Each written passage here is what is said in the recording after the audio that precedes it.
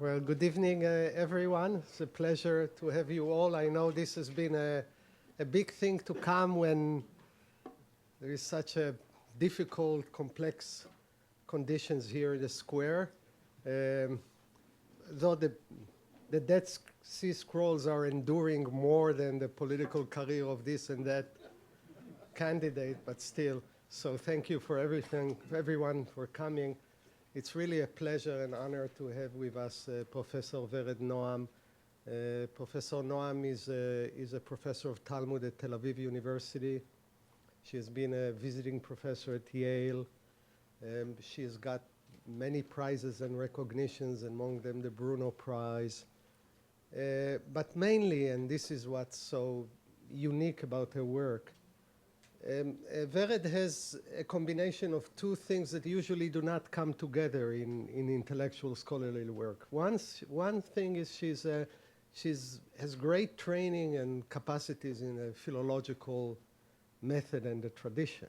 And anyone who has read her book on Megillat Ta'anit and other works, now you've been publishing on the relationship between Josephus and the rabbis, sees the great philological, powerful skill that Vered has.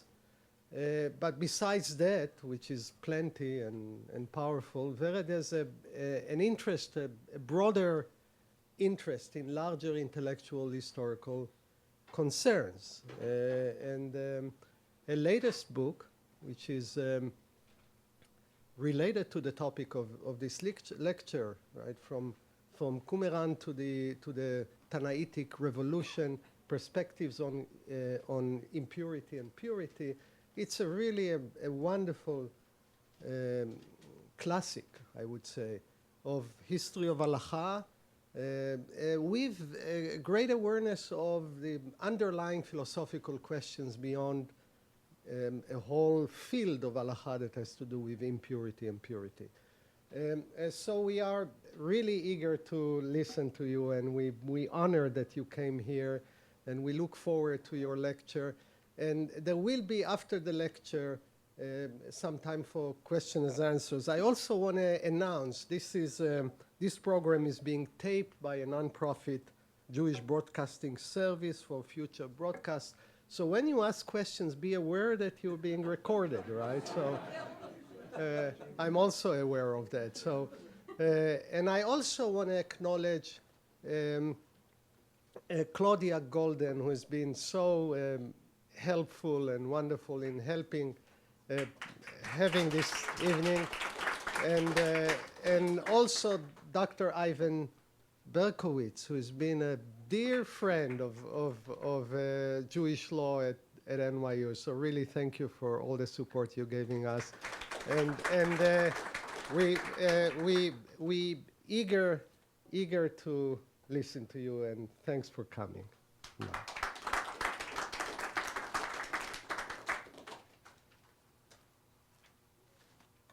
Good evening. I'd like to thank the Gruss Chair of Talmudic Civil Law and Professor Halbertal and Claudia for the honor of being here tonight and sharing my research with you. And thank you for this generous presentation. I begin with two marvelous Talmudic legends. Although very different in terms of their content, setting, and dramatic personae, at the same time, they stem from a shared theological problem. Now let's see how that works. No. Okay. This is also source number 1 on your handouts. You can use either the Hebrew or the English, what's more convenient for you. So the Talmudic Agadah, describing the imaginary preparations for the revelation at Sinai, recounts how, when Moses ascended on high, he found the Holy One, blessed be he, engaged in affixing coronets to the letters. Said Moses, Lord of the universe, who stays thy hand? He answered, there will arise a man at the end of many generations, Akiva ben Yosef by name, who will expound upon each tittle heaps and heaps of laws. Lord of the universe, said Moses, permit me to see him. He replied, "Turn thee round." Moses went and sat down behind 18 rows, which is where the youngest and least important students sit, and listened to the discourses upon the law. Not being able to follow their arguments, he was ill at ease. But when they came to a certain subject, and the disciples said to the master, "Whence do you know it?" and the latter replied, "It is a law given unto Moses at Sinai," he was comforted.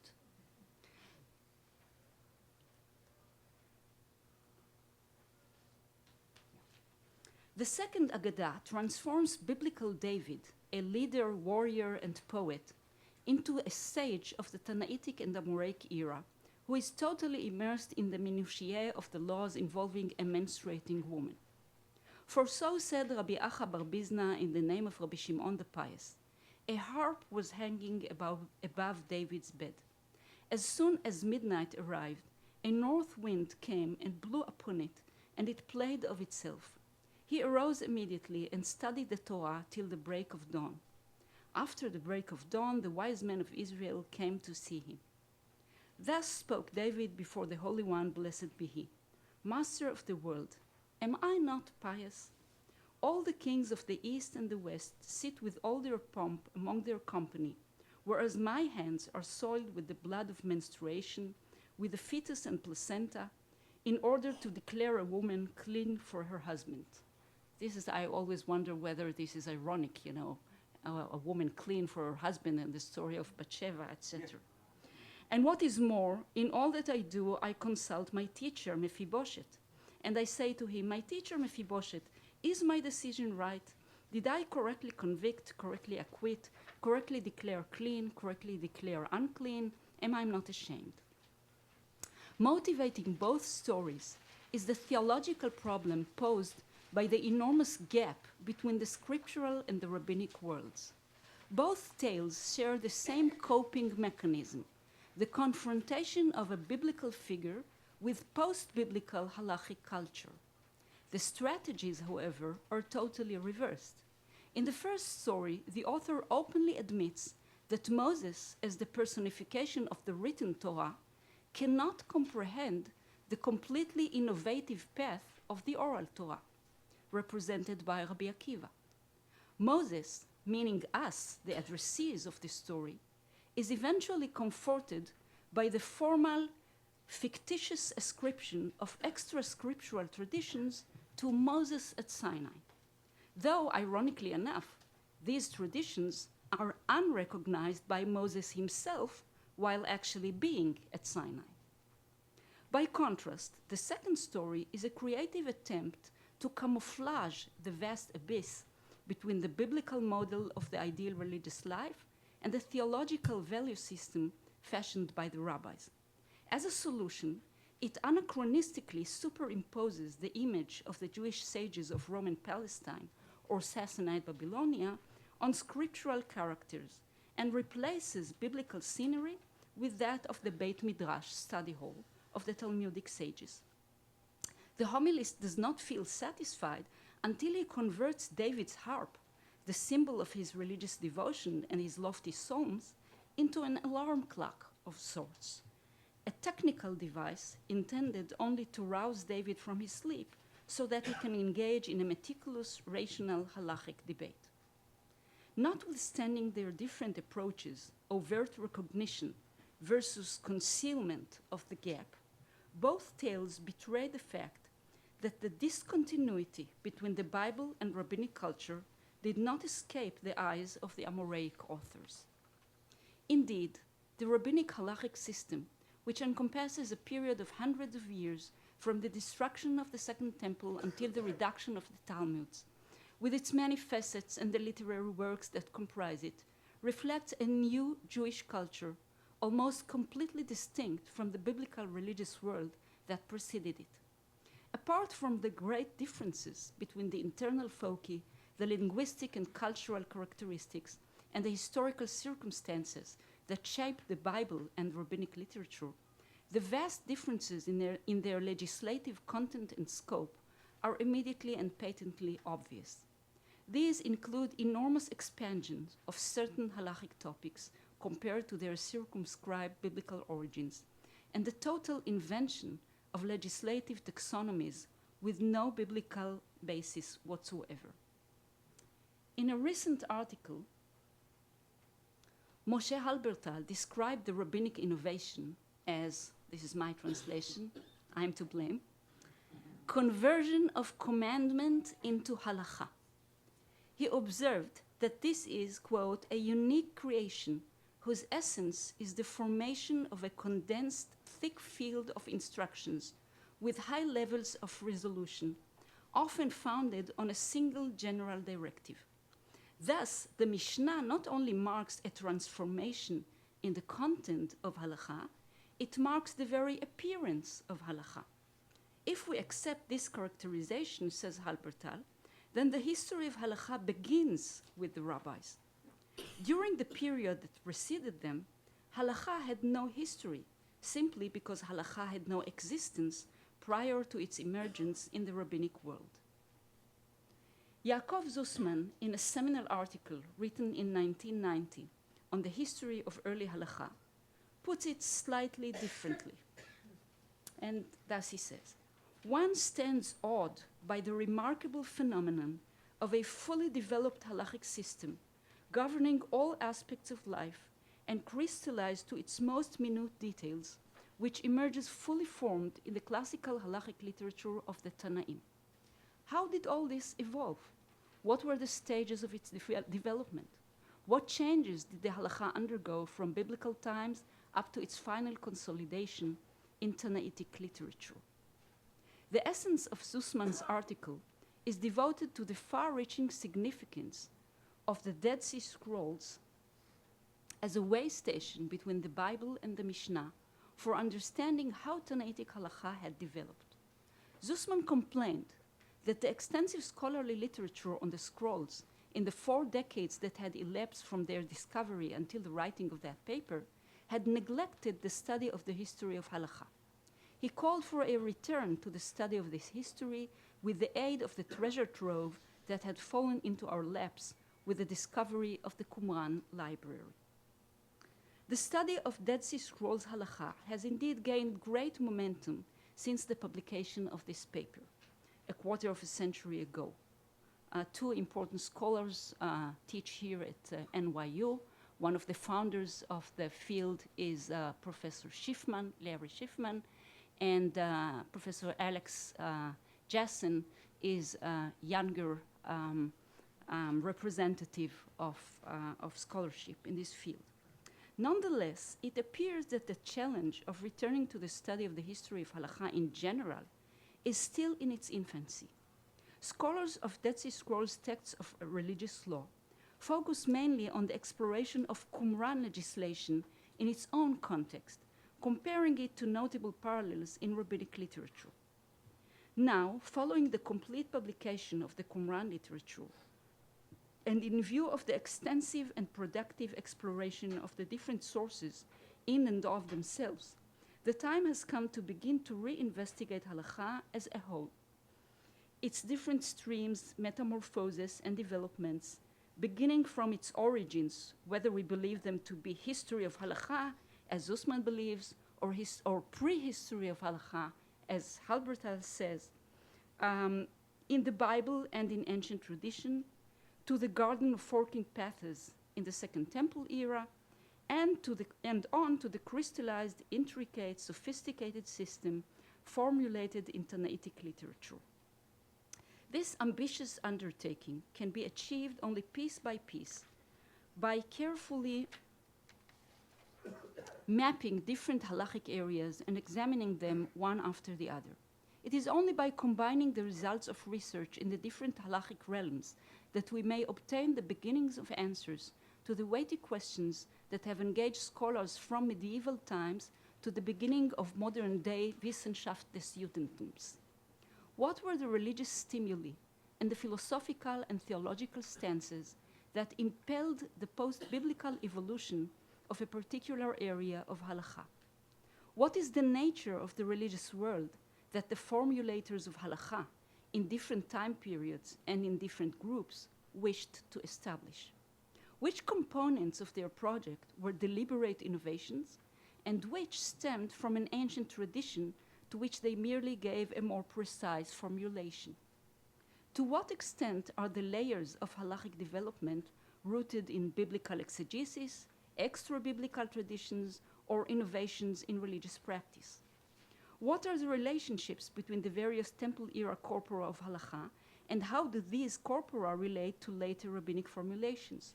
Should most of the disparities between the Dead Sea Scrolls legislation and rabbinic law be attributed to the chronological gap between the two, or to an ancient polemic? Does the rabbinic project represent the ongoing linear development of an ancient ancestral tradition, while the sectarian corpus carries the banner of rebellion and innovation? Or is it rabbinic culture that is the product of a revolution that other groups refuse to accept? In the current lecture, I would like to share several impressions from a study that I devoted to a specific area of Jewish legislation and its different manifestations in Second Temple literature and Tanaitic halacha, namely that of corpse impurity. I apologize. Impurity laws were a central issue in the social and theological life of Jewish society of late antiquity.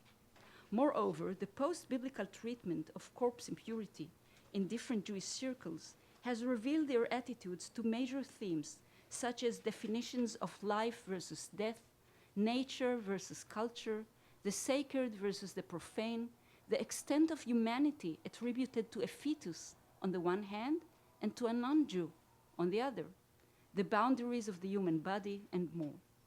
These treatments appear in the temple scroll, and this is actually the part that I'm speaking about, which devotes a long and relatively detailed passage to corpse impurity, in additional regulations that arise from other Qumranic works, in the works of Josephus and Philo, who likewise dealt with this subject, and of course in rabbinic legislation. I'll now present several examples of Dead Sea Scrolls legislation compared to their rabbinic counterparts to illustrate how this comparison enriches our understanding of the development of rabbinic halacha and helps resolve some of the questions raised earlier. The comparison of Qumran law and Tanaitic law with regard to corpse impurity offers new perspectives on the halachic enterprise of the Tanaim. In the Tanaitic model, the most striking trend is the tendency to curtail ab initio the extent to which impurity takes effect. This was achieved by shifting, so to speak, the partition that separates the world of defilable things from the sphere of elements that are not defilable. A careful comparison of sectarian and Tanaitic material concerning corpse impurity with the plain meaning of Scripture exposes the power, scope, and far-reaching revolutionary nature of this trend in rabbinic law vis-à-vis Scripture and vis-à-vis the tradition that preceded the rabbis. It appears that certain principles fundamental to the understanding of impurity were shared by all streams of Judaism in the Second Temple era. This includes the intuitive perception that impurity attaches only to the world of manufactured items and not to nature and to raw materials. This notion is grounded in the spirit of the biblical texts, read in shuls these Shabbatot.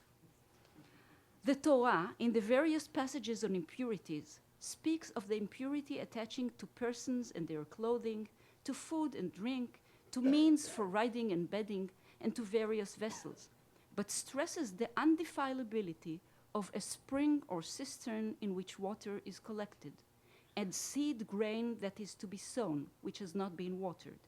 Hence, impurity does not attach to rock and earth, nor to vessels which were not completed and thus did not become usable. The sect reasonably included the house and its components under the rubric of human creations that are susceptible to impurity. So here is what the Temple Scroll says. You can also see it in source number 3 in your handouts. On the day on which they removed the dead person, They must cleanse the house from every defiling smirch of oil, wine, and water moisture. Its floor, walls, and doors must be scraped, and its locks, doorposts, thresholds, and lintels washed with water. On the day on which the body leaves, the house must be purified, as well as its implements, mills, mortars, and everything made of wood, iron, and bronze, all implements capable of purification. In contrast to the sectarian halakha, rabbinic doctrine considered any structure fastened to the ground that is not made of cloth, skin, or the like, but of materials characterizing permanent structures, such as wood, metal, and stone, to be pure. Therefore, the house itself, the walls and floor in which a corpse is found, are not in need of any purification according to the rabbinic system.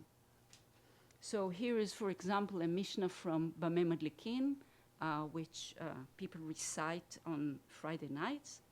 Nothing which exudes from a tree contracts uncleanness as a tent through overshadowing a corpse, except for flax. The Sifrei Zuta, the Midrash, says, whereas the tabernacle, being a tent, needs sprinkling for purification in case of corpse impurity, the temple, being a permanent structure, does not need sprinkling. In other words, the rabbis cast a dismantling glance over certain products of civilization that in some way were still close to the earth or to the raw material from which they were created, and virtually turned them back into their natural components. The walls of a building and anything joined to them were perceived as extensions of the earth, which cannot contract impurity. And even utensils of a primitive nature, made of stone, earth, or dung, were perceived as bits of nature that cannot acquire impurity. You can see it in source number 5, and only read the second source. It was taught utensils of stone, dung, or earth do not contract uncleanness either by biblical or by rabbinical law. Now it's interesting, if we go back to the temple scroll, you see the mortar. The mill and mortar are mentioned in the temple scroll as things that need purification. That is, the sectarians believed that stone vessels do contract impurity.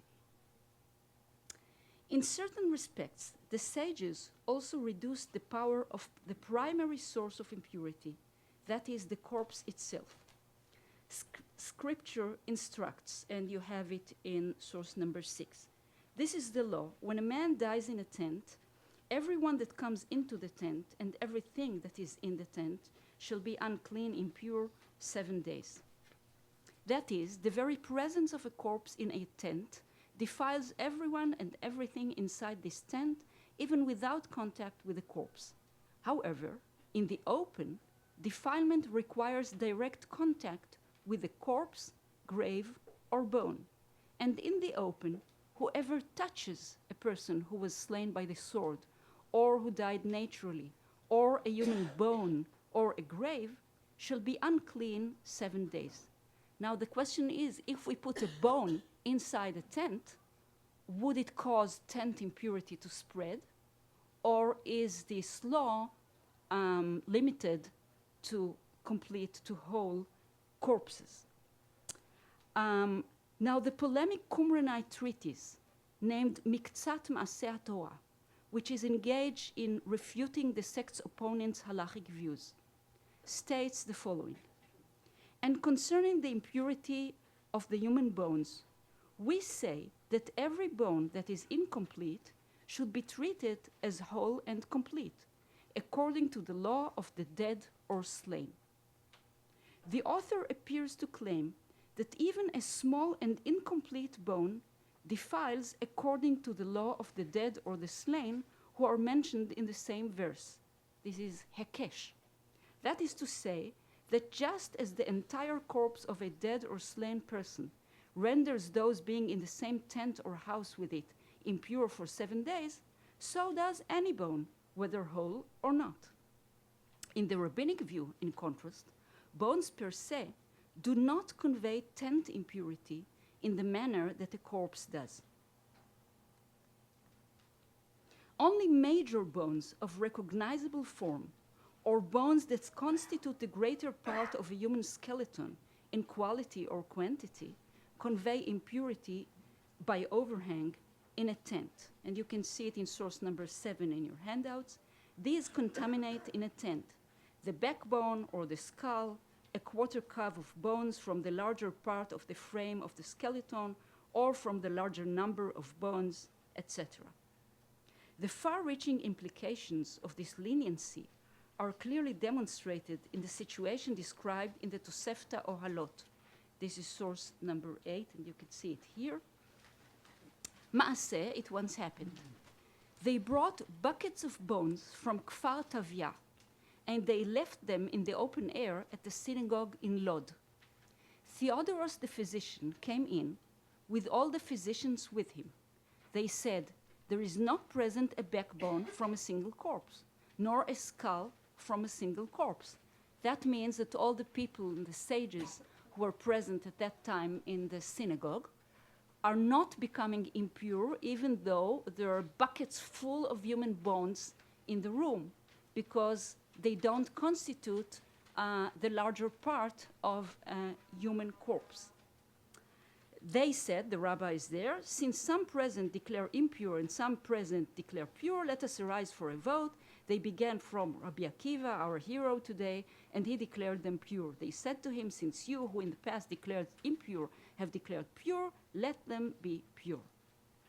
In spite of the controversy between the sectarian and rabbinic stances, or maybe due to this controversy, there is a remarkably similarity of the 4Q MMT, Miktzat Maaseh Torah scroll, inference from the verse, to a rabbinic homily. This is number 9 on your handouts. You can see that whereas the scroll, the Judean Desert Scroll says, Shekol etzem shechasera kimlea ushlema kemishpat hamet. Every bone should be treated as complete according to the law of the dead. The rabbinic midrash says the same thing. Ma adam shalem, av etzem yeheh shalem. It also compares the entire person, the full corpse, to the bone. Just as a person, a corpse, is whole, so a bone must be whole. The midrash argues that just as a corpse conveys impurity when it is whole, so does a bone convey impurity only if it is whole. MMT teaches the very opposite, that even an incomplete bone conveys tent impurity, but derives this in the very same way.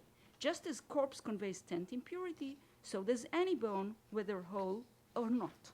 So this seems like a polemic of midrashim. They both use the same method of comparing the bone to the entire corpse, but they derive opposite conclusions. Now the interesting question is, which view came first?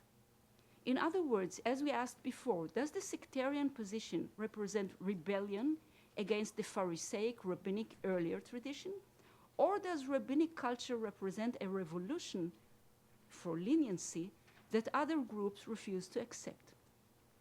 Given the polemic nature of the Judean scroll, we must deduce that this Judean Desert Scroll is engaging in a polemic against just such a rule as is found in the Midrash, a rule that preceded this scroll. Moreover, the Mishnah testifies that the exact amount of lac in the skull or backbone needed to prevent them from conveying tent impurity is disputed by the schools of Hillel and Shammai, and that Shammai the elder himself expressed an opinion concerning the rule of a quarter calf of bones that convey tent impurity. And he lived approximately in the days of Herod the Great. This means that the rule itself that limits tent impurity to a large quantity of bones must date to the very beginnings of the oral law. In light of all this, it is reasonable to suppose that it was indeed the intent of MMT, composed at the time of the earlier sages, to dispute this basic rule, already well settled at that time, and to establish a contrary rule that even a small and incomplete bone conveys tent impurity. In this case, then, the rabbis, surprisingly, represent the more original position. That's what I think. The extent of a corpse's ability to defile is seen also in the laws regarding a dead fetus. According to the sectarian approach, the fetus defiles its mother while being inside her, and this impurity is conveyed to the building she is in, its furnishings, and those who enter it. And this is the words of the Temple Scroll, and this is also number 10 in your handouts. And if a woman is pregnant and her child dies in her womb, all the days on which it is dead inside her, she is unclean like a grave, and every house she comes into is unclean with all its furnishings for 7 days, and anyone who touches it shall be unclean until the evening. And if he enters the house with her, he shall be unclean 7 days. 10th impurity, which spreads. According to the Tanaitic approach, this absorbed impurity, as they named it, does not defile the mother who is carrying the fetus, and certainly does not affect the house and its utensils. It would appear in this case that underlying the dispute is the totally different perception of the fundamental character of the concept of impurity and what affects its ability to spread. According to the rabbinic approach, impurity does not affect the body from within, only from without, and also does not spread out from it. The Qumran sect did not share these laws, and perhaps was not even aware of them, because here we don't find polemic. Another factor in the Tanaitic model of the laws of corpse impurity is the overall approach to the relationship between everyday life and purity. The Bible itself reflects two opposing conceptions of the boundaries of ritual impurity. A restrictive tendency limits the requirement of purity to the sacred sphere. A different, expansive tendency seeks to introduce purity requirements into the secular sphere as well. The rabbis dissociated, theoretically, though not always practically, the obligation of purification from the secular sphere, thus limiting the prohibition of impurity, including its very meaning and definition, to the realm of the sacred, and opening up a secular realm in the everyday life of the individual and the group, in which impurity is permissible and present.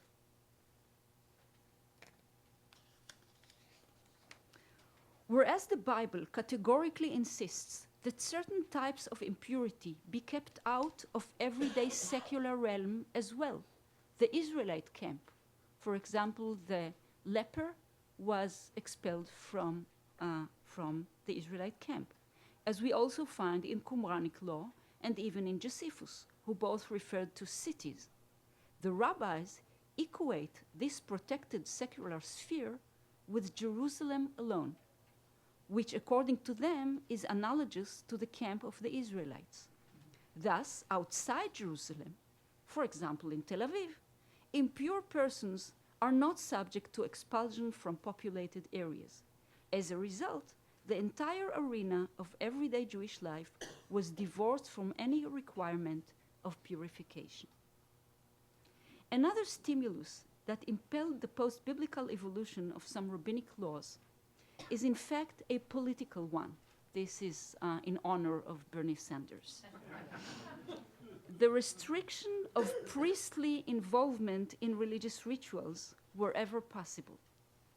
A seemingly negligible detail which sparked a controversy between the sectarians represented in the Dead Sea Scrolls and the Pharisaic proto-rabbinic halacha exposes this underlying motivation. The manuscript 4Q276 deals with the statute of the red heifer and paraphrases a part of Numbers 19. There is a famous halachic dispute between the Pharisees, rabbis, and their Qumranite Sadducee opponents concerning the preparation of the ashes of the red heifer, which has attracted a lot of scholarly attention. Scholars were predominantly interested in the controversy regarding the level of purity required for the person who slaughters the cow, gathers its ashes, and sprinkles the water of lustration on those who are impure with corpse impurity. Whereas the priestly system demanded the utmost purity, achieved only at sunset, following immersion, the Pharisees and their successors, the rabbis, insisted that the people involved need only be at a state of tvul yom, a person who had already immersed, but whose process of purification is still incomplete. However, other details of the debate have been somewhat neglected in scholarly literature, probably due to their opacity. I would like to tackle one such facet of the red heifer debate. This is number 11 in your handouts, and this is the picture. And the Lord spoke unto Moses and unto Aaron, saying, This is the statute of the law which the Lord has commanded, saying, Speak unto the children of Israel, that they bring thee a red heifer faultless, wherein is no blemish, and upon which never came yoke. And you shall give it unto Eleazar the priest, and it shall be brought forth out of the camp, and it shall be slain before his face. And now this is the main thing. And Eleazar the priest shall take of her blood with his finger, and sprinkle of her blood towards the front of the tent of meeting 7 times. Now here is the Qumran fragment, the way it paraphrases these verses, and it's fragmentary. Garments in which he did not minister in the sacred precincts, and he shall gird, of course, maybe the garments and slaughter the cow before him, and he shall carry its blood in a clay vessel which was sanctified by the altar, and he shall sprinkle from its blood with his finger 7 times toward the tent of meeting. The passage underscores an element which is completely absent from Scripture, namely that the blood of the slaughtered cow should be carried in a clay vessel which had been sanctified by the altar. What is the significance of this instruction? How does it concur with the demand of full purity on the part of those preparing the ashes and carrying out the purification rite? Kana Verman has rightly observed that the entire dispute over the red heifer had to do with the ambiguous nature of the biblical red cow ritual. This rite is, on the one hand, an extra-temple ceremony, due to its limited role to produce means of purgation, and indeed it is performed entirely outside the sanctuary, and the heifer is never sacrificed on the altar. On the other hand, the ritual is very similar to a sacrifice, demanding a faultless animal with no blemish, performed by a priest, involving blood sprinklings, its locus within sight of the sanctuary, and aimed at the maintenance of the temple's purity. Verman argues, quote, that the priests wanted both the preparation and the sprinkling parts of the rite to be temple-like. Hence, they demanded greater priestly involvement and restriction to people whose day of purification had ended. For their part, the Pharisees wanted the rite to be extra-temple. Hence, they insisted on a tvul yom, a lesser degree of purity for those officiating in this ritual. The deeper motivation for this quarrel, according to Verman, is the Pharisaic refusal to accept the need for priests as mediators between man and God, and consequently their attempt to distance the red heifer rite, as well as other rituals, from the priestly domain of the temple. In light of this observation, I believe that the sectarian insistence on the use of a vessel for the heifer's blood sheds new light on the rabbinic shaping of the entire ritual of the red heifer. The Tanaitic exegesis held that this blood was not received in any receptacle at all. And this is number 13 in your handouts. This is the Sifrei, the Midrash on Numbers. The verse says, and Eleazar the priest shall take of her blood with his finger and sprinkle of her blood directly before the tabernacle of the congregation 7 times. Now says the Midrash, of her blood with his finger, the commandment should be carried out manually, not by a vessel. Of course, this is a Midrash. This is not the plain meaning of the verse, because using the finger doesn't mean that there is no vessel. You can, as you all know from the Seder, we can dip our fingers in a vessel. but the Midrash says only manually. The cow's blood, following its slaughter, should be poured into the priest's palm rather than into a vessel. In contrast, and this is the main point, for sacrifices in general, while Scripture only orders that the blood of any sacrifice be splashed against the altar roundabout or given on the altar's horns in the case of sin offering, with no specification of how this is done, the rabbis instructed that regarding all animal sacrifices, and this is number 14, the collection of their blood must be in a service vessel, says the Mishnah in Zvachim. The Midrash says, Rabbi Ishmael, son of Rabbi Yohanan ben Broka, says, Scripture says, and Moses took half of the blood and put it in basins, and half of the blood he dashed against the altar. We thereby derive from the basins the rule that the burnt offering for generations requires the use of a utensil. We have learned to encompass them all sacrifices, so that all of them require utensils.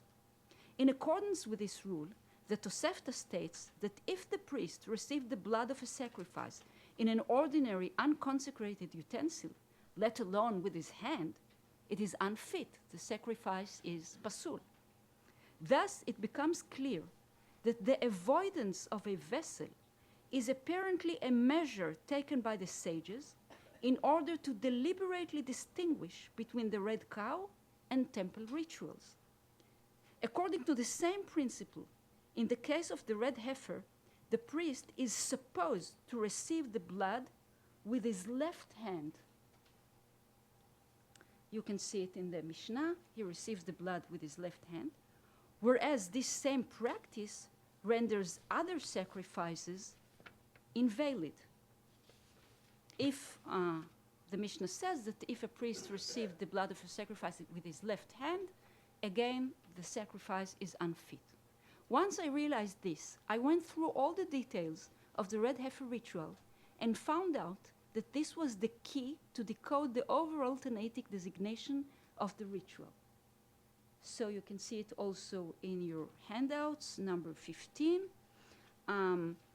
The central column in the table is dedicated to regular sacrifices. So if we ask who is the one who officiates in regular sacrifices, this must be by a suitable priest.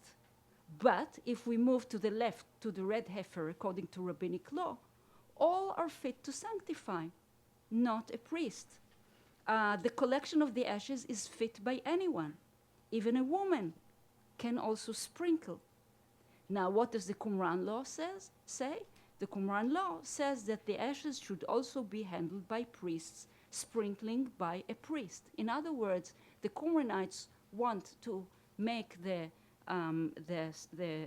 red heifer ritual similar to sacrifices, whereas the rabbis try to distance it in every term they can. Look at the second row, degree of purity. Again, the central column, Tvul Yom, who received the blood of a regular sacrifice, rendered the sacrifice invalid. But when it comes to the red heifer on the left, the rabbis say, the one who collects the ashes and sprinkles the water must be at Tvul Yom, dafka, less than full purity, and they insisted on it. Whereas the Qumranites on the right say that the ashes should be handled by a completely pure person, me'orav shemesh. Look at the next line, hand or vessel. So again, we see in the central column that sacrifices, the blood is received by a consecrated vessel. The rabbis believe on the left that the blood of the red heifer is received only by hand, and the Qumran law insists on the right that the red cow's blood should be also handled by a consecrated vessel. The next parameters do not appear in the Qumranite library, but again we see the same principle. The red heifer, the blood is received with the left hand and sacrifices with the right hand, and burning material we should burn sacrifices only by wood, says the Mishnah in Tamid. But if you look to the left, regarding the red heifer, if he burned it not with wood, even with straw or stubble, it is fit. So the picture is clear, and it is a political picture. It's distancing the red heifer from the temple and from the priestly domain. The last example I wanted to show you, another trend characteristic of rabbinic halacha is a proclivity for sophistication and abstraction. The primary example of this phenomenon is the far-reaching halachic development of the scriptural term tent. Scripture states, this is the law. When a man dies in a tent, everyone that comes into the tent and everything that is in the tent shall be unclean 7 days. Whereas the temple scroll confines itself to extending the application of the scriptural command from tent and wilderness predictably to house and city, and I quote from the temple scroll, when a person dies in your cities, the house in which the person dies becomes impure for 7 days, end quote. Tanaitic halacha broadens the biblical tent containing a corpse to the point of an absolute halachic abstraction. It divorces tent from its definition as a dwelling place, whether movable or stationary, and transforms it from a noun to the description of a state, overshadowing, overhang, which was stretched to include, and this is the Mishnah in Ahalot, persons and vessels can serve as tents so as to give passage to impurity. So if a person bows above a corpse, he becomes a tent, and everything else below him becomes impure. The impurity spreads beneath him. And also a vessel. A vessel becomes a tent. Not only persons and vessels, but also the chest and the box and the cupboard, a hive of straw, a hive of reeds, and the hold of an Alexandrian ship, and the curtain and the apron, and a bed cover and a sheet, matting, and a mat that are spread out as tents, a herd of cattle, nests of birds, and the bird that nested, and she that makes a place for her son among the sheaves. This is why I put this picture here. The iris, ivy, and squirting cucumber, and Greek gourd and pure foods, the wall projections, and the balconies, and the dovecots, and the overhanging crags, and the rocks, and the grottos, and the cliffs, and their interlaced foliage, and the protruding thorns which can receive thin plaster, etc., etc. So actually everything that is above a corpse is considered a tent. What is not a tent? In fact, those objects which cannot serve as tents that spread impurity beneath them are the exceptional minority. Almost everything in the world is a tent. These do not bring impurity and do not interpose. Seeds and vegetables attached to the ground, and hailstones, snow, frost, ice, and salt, and what hops from place to place, and what jumps from place to place, and the bird in flight, and the flapping clock, and the ship which is moving on the surface of the waters, and everything else is a tent. The implications of this conceptual expansion are far-reaching, and the extent of the innovation involved can be evaluated only by comparing it with the Qumranic legislation, which is much more simple. Alongside this expansion of the instrumental concept of tent as that which conveys impurity, we have seen above, if you still remember, that all permanent structures came to be categorized not as artificial constructions, tents, but rather as elements of nature continuous with the earth, which does not acquire impurity. Thus, the Tanaitic tent is the product of two separate and revolutionary conceptual developments. A stringent one, which broadens the category of objects that can function as tents and generate impurity, and a lenient one, which restricts the class of structures that can acquire impurity. Both of these acts are actually halachic sorcery of sorts. Harry Potter. They display a bold, analytic, rabbinic approach which, with a single stroke of a daring definition, abolishes the accustomed nature of familiar objects. It transforms a bird, a rock, or a man into a tent, and a house into dust. Conclusion. The phenomena described above, the deliberate divorcing of the obligation of purification from the secular sphere, the curtailing of the array of substances that transmit impurity or that are susceptible to impurity, the distancing of a purification rite from the sacred sphere and from the priestly territory, the far-reaching processes of abstraction and reconceptualization, and the intentional reworking of early halachic traditions in effect combine to produce a legal and theological earthquake. The majority of the cases reviewed here show clear evidence that rabbinic purity halacha underwent a secondary stage of change and revolution in comparison to the parallel Dead Sea Scrolls legislation. This conclusion is based on several factors. A. Qumranic law exhibits simplicity in contrast to the complexity of Tanaitic halacha, which incorporates extreme abstractions, bold leniencies, and the invention of new categories. B. A comparison of the two halachic approaches with their scriptural foundation demonstrates that Qumranic law derives more naturally from the plain meaning of the biblical text, whereas rabbinic law is often surprising and bold. C. There are instances in Tanaitic literature where an earlier halachic layer was preserved, testifying to the secondary nature and relatively later development of prevailing Tanaitic halacha. D. It goes without saying that Tanaitic halacha is immeasurably broader in scope than the Qumranic corpus. Theoretically, this should lead to the simple conclusion that the Tanaitic halacha, concerning purity at least, represents a stage of development that is later than the Qumranic law, and that Qumran legislation reflects the foundation upon which the rabbinic revolution took place.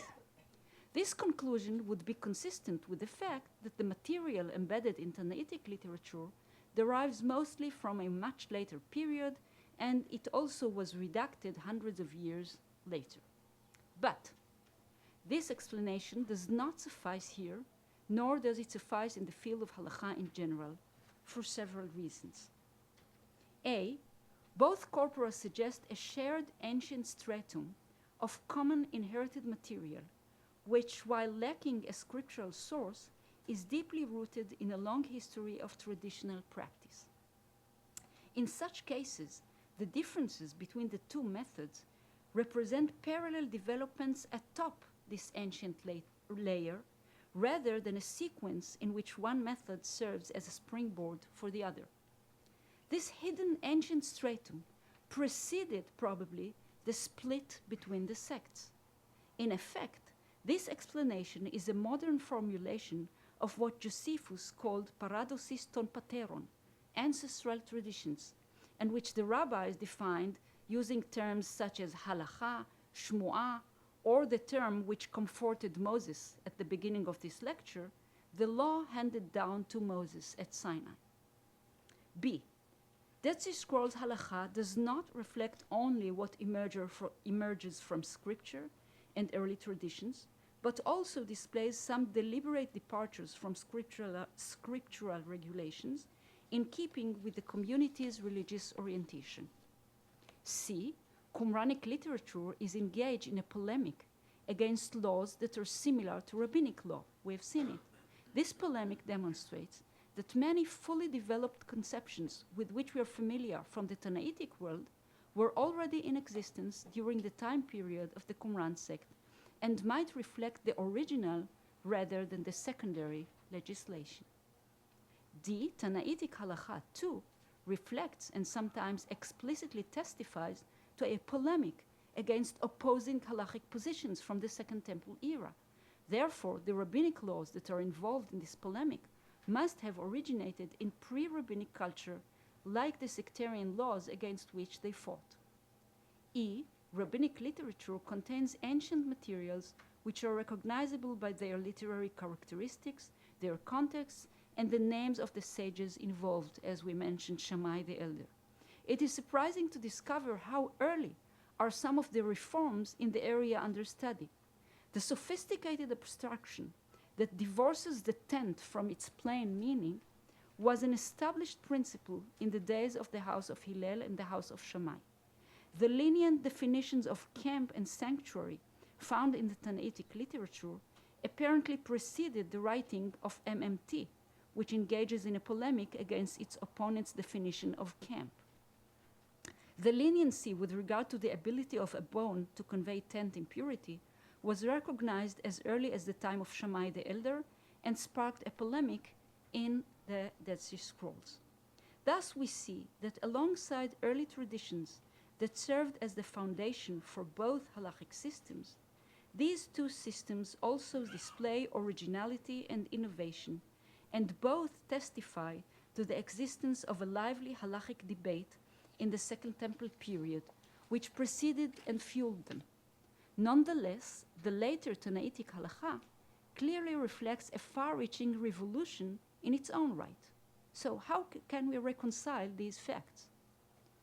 The conclusion, in my opinion, is that the initial source of the upheaval that is evident in Tannaitic halacha lies in a Pharisaic revolution that took place in temple times. Dead Sea Scrolls halacha should not be identified with the early foundation of this revolution. On the contrary, certain parts of Dead Sea Scrolls legislation came into being in reaction to this Pharisaic revolution. This reaction would thus have been a protest that manifested itself in a return to the Pentateuchal sources and to ancient halachic traditions, along with the formulation of a body of new laws. On the other hand, we have also found far-reaching Pharisaic determinations whose existence is explained specifically against the backdrop of dissenting opinions. Both sectarian legislation and certain concepts reflected in later rabbinic halacha represent discrete paths of creativity and exegesis that shaped disparate religious outlooks and ways of life over the course of the last 2 centuries BCE. Denominations. Both streams developed distinct religious cultures. Both were based on a common foundation of tradition and exegesis. One group of tradiants expanded upon this foundation to a relatively moderate degree, carefully followed the plain meaning of Scripture, unified separate categories wherever possible, and strove to make the holiness of the sacred sphere a part of human life. The other group used this common foundation as a point of departure for developing a totally new culture that restricted the sacred sphere and its demands, reinforced the secular precinct, and diminished the priestly role and influence. In addition, this new framework fostered sophistication, conceptualization, and abstraction. This required far-reaching reworkings of early traditions alongside the development of new terminology and the creation of new halachic corpora of mighty proportions. It is difficult to determine which aspects of this phenomena developed in Second Temple times and which represent later developments. The impression obtained from the limited material that I have reviewed is that the direction of the Tannaitic revolution was charted, its methods set up, and its principles established at a surprisingly early stage before the destruction of the Second Temple, and thus at the same time that the Dead Sea Scrolls literature was created. Thank you.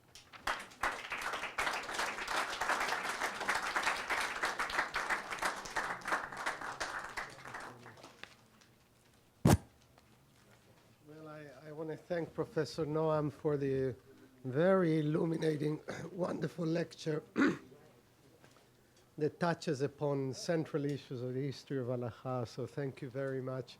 It's really deep and thoughtful and carefully crafted and very important conversation. So we'll take some questions. Please, anybody would want to venture first? Yes, please. Would you say that the sectarian view was a rejection of what would be called the ancestral traditions, or maybe, call it oral law, but that weren't rooted in scripture, while maybe the Pharisees, the rabbinic outlook was basically taking them and sort of defending those views and maybe anchoring them in the text? Well, it's all suppositions, but conjectures. But what I think is that there used to be an extra-biblical layer of ancestral traditions which was accepted by everyone. This is my grandfather, what was my grandfather did, and they all believe this is part of their Jewish practice. But then the Pharisees, probably, the pre-rabbinic movement, initiated this revolution I was speaking of, and anchored it in the verses. And this was what the more conservative sectarians and also Sadducees and other people, other streams, objected to. So I believe there was a common ground of both the verses and ancestral traditions, which everybody accepted. And then, due to the split between the different currents, the different sects, there was further evolution on the Pharisaic side, which the others wouldn't accept. And then maybe in certain cases they even returned as an opposition. They returned to the plain meaning of the verses, thus maybe giving up some of the traditions. I don't know. But this is the general picture that I reconstruct. Yeah, a real tour de force. It raised a lot of questions, but I'm just wondering, maybe this is picky and just semantic. I'm just wondering whether abstraction is the right word necessarily here. I mean, in like number 16, about tents, right? So persons and vessels to serve a tent, the chest, the box, etc., the hive. So obviously they're broadening the idea of tent, but you don't have an abstract definition. A tent, some kind of general, very abstract, a tent is something which is somehow spread over or interposes, and therefore it would include A, B, and C. They're broadening it, but it's still very, it's very concrete. It's very concrete examples. You don't have like a later strata, like a type of Zahaklal type of thing. So I think the point is well taken. I'm just not certain that abstraction might be the right word. In two, I think that I would call it abstraction on two counts. First, that there is a general definition that a cubic tefach, right, is considered a tent. So once you have the, how do you say, the volume, right, the volume of a tefach, tefach al tefach al tefach, then the impurity would stay inside and spread inside, and this is a tent. Once there is not a tefach, the impurity would burst up and leave the space, and it's not considered a tent. So this is, in a way, it is a general definition. Also, I think that even though what we have in the Mishnah is a row of examples, a list of examples, behind the examples there is a principle, which is that the tent is actually not an object, but rather peula, an act. And Goldberg, who edited a scientific edition of Mishnah Ahalot, wrote that that the name is not Ohalim or Ohel, but Ahilut it should be, and this is the name of the act, of the action, because yeah, it's a verb. Yeah, it's a verb. So this is why I think it's an abstraction. Yes. Could you elaborate on what you understand to be the political significance? Alluded to that. And just one aspect maybe, which of these traditions or interpretations is more likely in the long run to preserve the position of the priest? Well, I guess the rabbis are opposed to the priestly halacha. So there must have been two, in very ancient times, maybe even in biblical times, we can identify the beginnings of these two currents, the priestly stance and the more, I would say maybe democratic way of looking at things. And the priestly stance is more cultic and with proclivity to holiness and more holiness in everyday life. Whereas the other current, which eventually became the Rabbinic movement, underscores learning instead of yichus,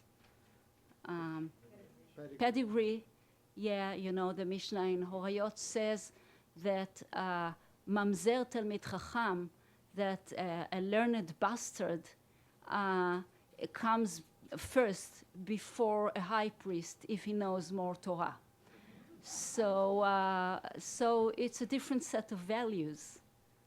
Yes, I think. Did you find in your research a distinction in the two systems on the difference between a nidah and a zav? Yes, this is a complicated issue, but I did refer to it in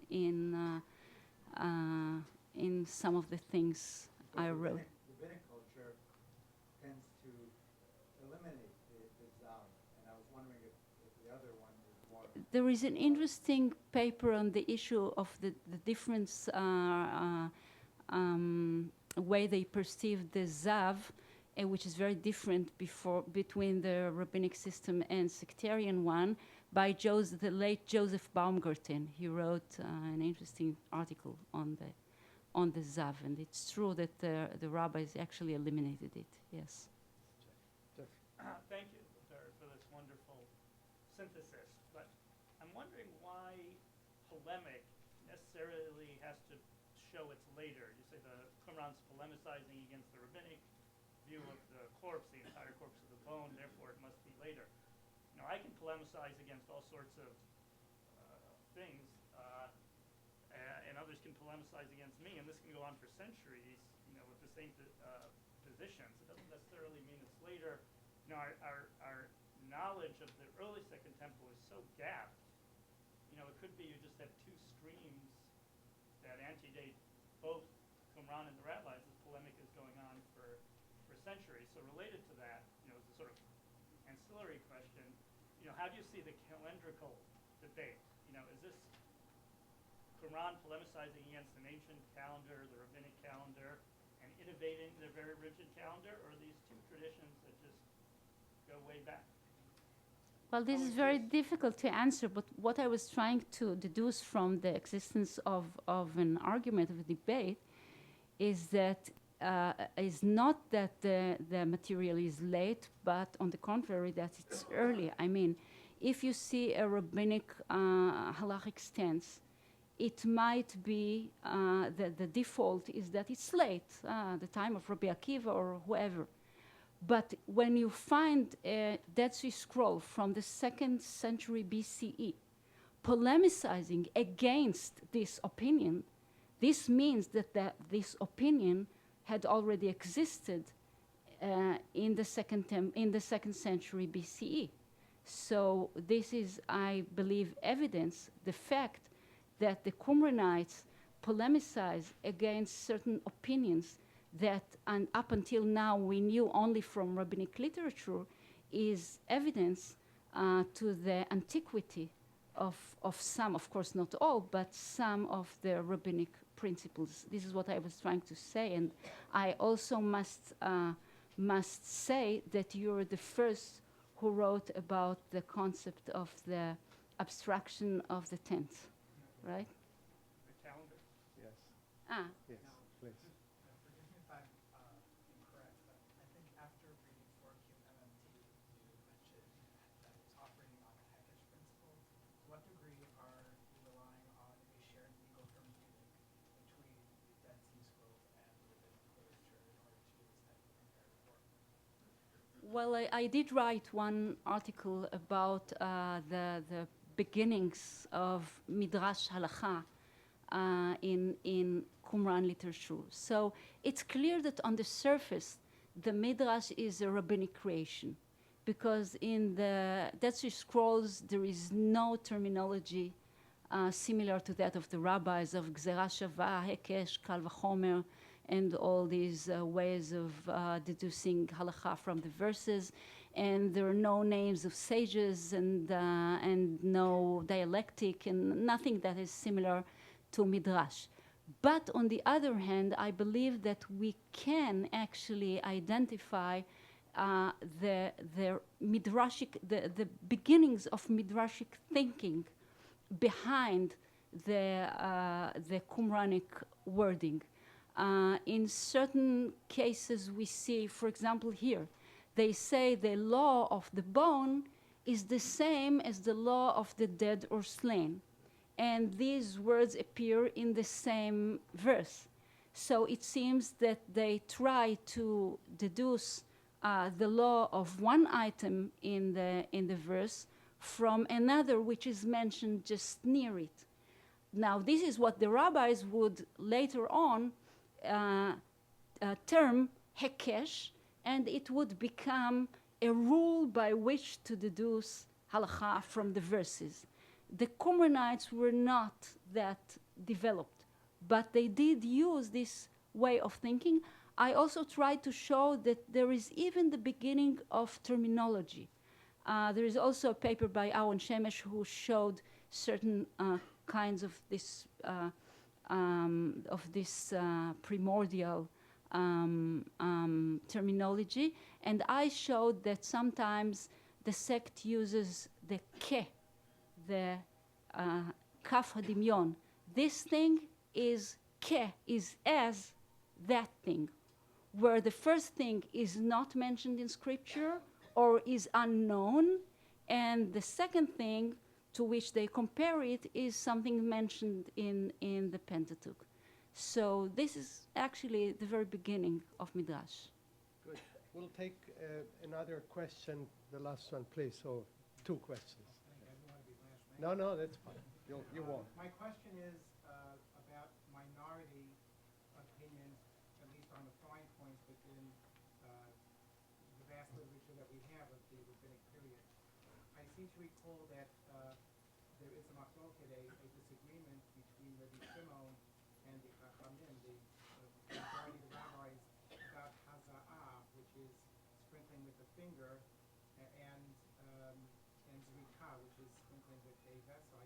I think Rabbi Shimon is the one who points to it, which seems to be along the lines of the Qumran sect, as you so ably presented tonight. But that's just on the fine points. Any other examples? I know my recollection is great, I don't have it in front of me, but any thoughts on this? Yes, this is very true, and the whole thing with the sprinkling and the vessel is much larger than I could bring here. There is a very interesting midrash in the Sifrei Numbers where they try very eagerly to prove that a vessel should not be used. But then, exactly as you said, in the Sifrei Zuta, we find surprisingly, within the rabbinic literature, the opinion which is typical of the sect. And this happens when there is something, that is disputed and people are excited about it. Then usually it is very common that once we find a dispute between the rabbinic system and the Dead Sea Scrolls, we would find something of the sort within rabbinic literature. Sometimes there would be a minority opinion that resembles that of the sect, like, for example, Rabbi Eliezer is many times, or Bet Shammai is many times similar to sectarian opinions. And in other cases, it's only similar, not exactly the same, but we can see in modern times that, for example, I don't know, the place of women in synagogues is disputed between the Orthodox and the Conservative and Reform, but you would find some kinds of disputes within the Orthodox public, okay? So when there is a political stimulating question, it would be very, could be kitzuni, whatever. Polarized between two different currents or streams, but there would be some noise around it, something happening around it, also within the different groups, and this is what's happening here as well. Last question. I just wanted to comment on a very small detail. As far as it's Tfulion, in the text it says it is a Tfulion, and you said must be. Must be would imply it being valid if it's not a Tfulion, but I don't think that would be true. The rabbis wanted it to be a Tfulion to distinguish, and the Hosim to do this.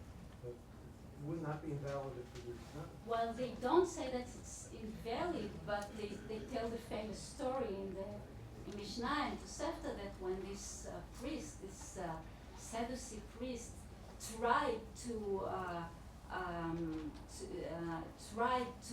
do the rite, being fully pure, they forced him they contaminated him deliberately and forced him to immerse, and then before the sunset, they made him make the cow, and also they even threw away the precious ashes of a cow that was made in full purity, so as not to make people think that the Sadducees are right. So they would go very far in order to maintain their opinion. So we definitely end with a political note. And, really thank you, Professor Myers.